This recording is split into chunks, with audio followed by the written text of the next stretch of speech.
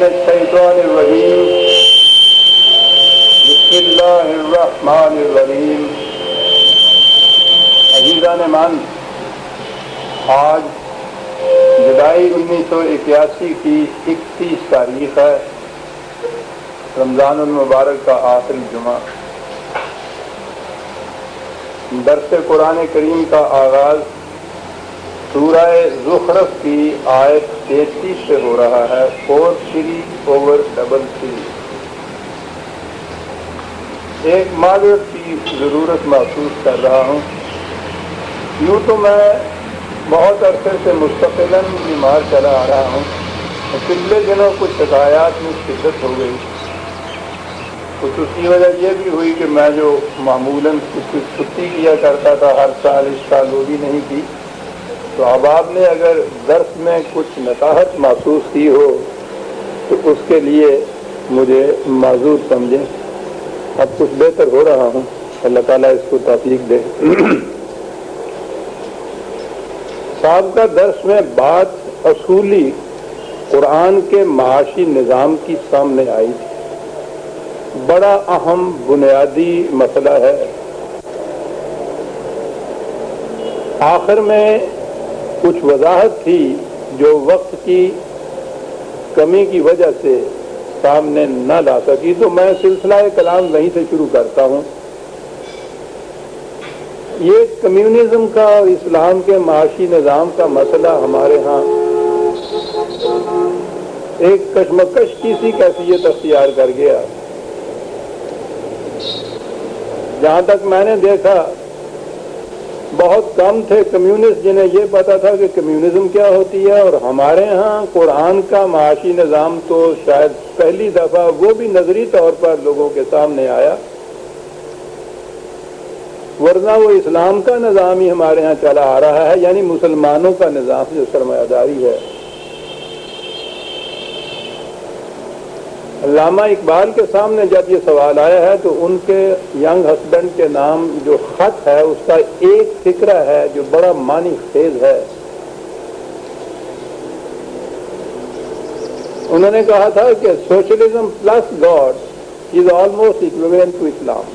Socialism میں اگر خدا کو شامل کر دیا جائے تو وہ قریب قریب اسلام ہو جاتی ہے۔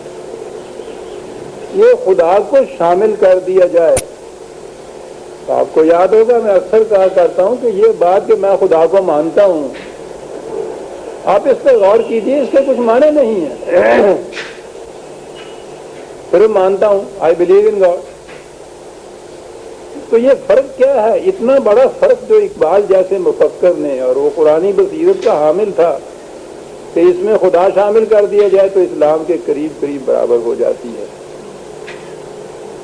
کمیونسٹ بھی اس کے بعد انہوں نے بھی کہنا شروع کر دیا، اور ان میں تھے بھی ایسے جنہوں نے کہا کہ ہم تو خدا کو مانتے ہیں، تو اس لیے ہم تو اقبال کے فارمولے پہ پورا اترتے ہیں۔ خدا کو ماننے کے معنی کیا ہے؟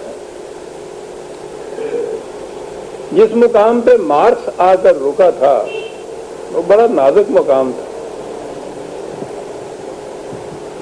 اس نے بھی یہ کہا تھا کہ میں سمجھتا ہوں کہ نوع انسان کے معاشی مشکلات کا حل یہ ہے، وہ جو اس کا ایک مشہور فارمولہ ہے کہ ہر ایک سے اس کی استعداد کے مطابق کام لیا جائے، اس کی ضروریات کے مطابق اسے دیا جائے۔ From each according to his capacity to each according to his need. اس پہ اعتراض کیا گیا کہ ایک شخص جو محنت سے کام کرے گا، اس کی محنت کا ماخذ اگر اس کی ضروریات سے زیادہ ہوگا تو وہ تو اسے نہیں ملے گا۔ تو وہ جذبہ محرکہ انسینٹیو کیا ہے کہ وہ جان مار کر محنت کرتا رہے اور اپنے لیے صرف اتنا رکھے جو اس کی ضرورت ہے، اور پھر باقی جتنا بھی ہے وہ دوسروں کے لیے دے دے۔ وہ کیوں ایسا کرے؟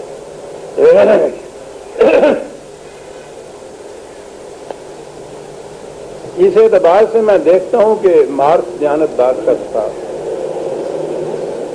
اس نے کہا کہ حل تو یہی ہے جو میں کہہ رہا ہوں، لیکن یہ جو آپ پوچھتے ہیں کہ وہ جذبہ محرکہ کیا ہے، یہ میں نہیں بتا سکتا، میری سمجھ میں بات نہیں آ رہی۔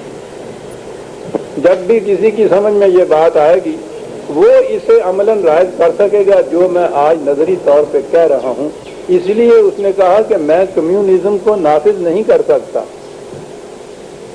میں نہ خود فریب ہوں نہ کسی کو فریب دینا چاہتا ہوں۔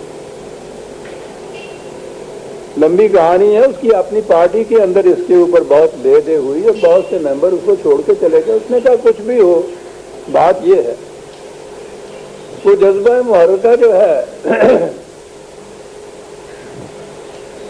وہ خدا پر ایمان پیدا کرتا ہے، اور بات پھر وہی آ گئی کہ خدا کو ماننا جو ہے وہ تو بات نہیں، خدا کا ماننا کیا ہے، لمبی چوڑی بات نہیں۔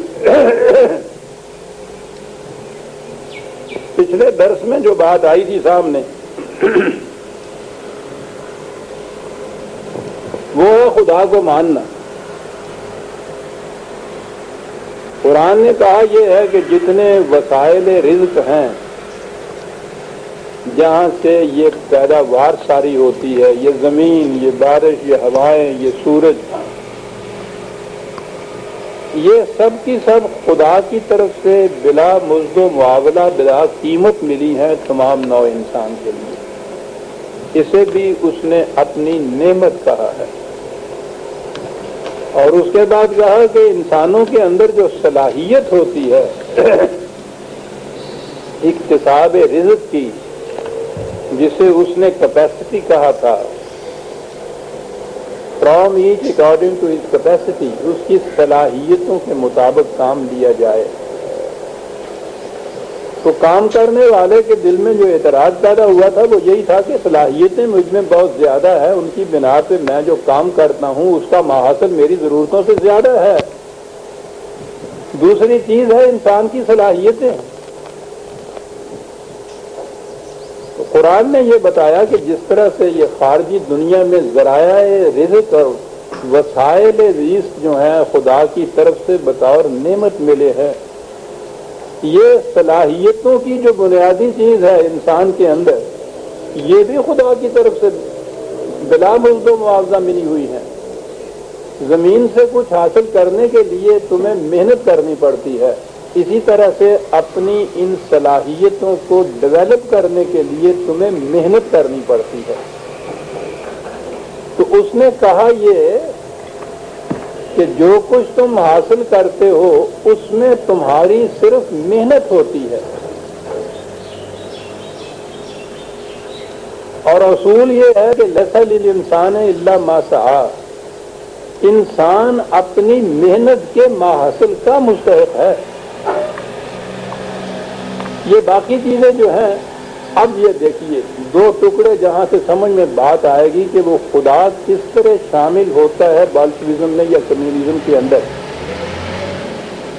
اصول تو وہی ہے جو اس نے بتایا تھا، ہر ایک اپنی استعداد کے مطابق کام کرے اور اسی کی ضروریات زندگی پوری ہوتی رہے نظام کی طرف سے۔ جذبہ محرکہ وہ کیا ہوگا جسے کہا خدا پر ایمان؟ وہ ایمان کیا ہے؟ ایمان یہ ہے جو پچھلی دفعہ بھی میں نے یہ پیش کی تھی، یہ آیت 16/53، وَمَا بِكُم مِّن نِّعْمَةٍ فَمِنَ اللَّهِ، یہ ہے ایمان خدا پر، کہ جتنی چیزیں اس معاشی نظام میں بطور نعمت کے خدا کی طرف سے ملی ہیں، یہ وسائل اور ذرائع رزق اور میری صلاحیتیں، ان میں سے کوئی چیز میری اپنی نہیں ہے۔